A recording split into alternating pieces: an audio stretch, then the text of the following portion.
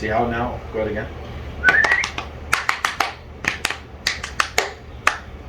See how the distraction is focusing the dog into me.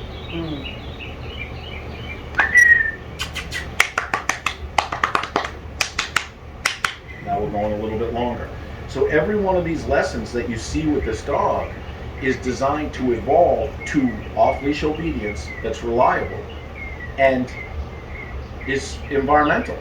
It's super easy to get locked up in the fact that you learn something on social media and you get a result like you've never had before.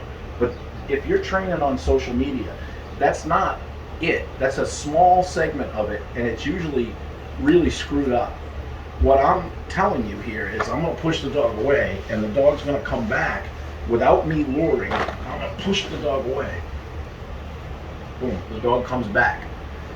I'm using opposition reflex, my timing, my area of influence. That's not where I want the dog. She's correcting herself. She's thinking. And then what did I do? I did nothing.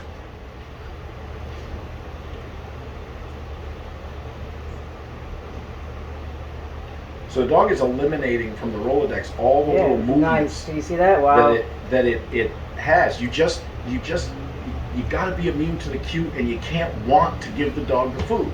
There's no such thing as a suicide rabbit.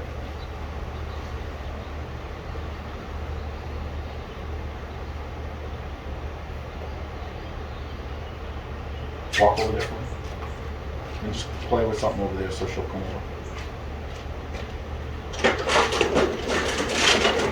Stop.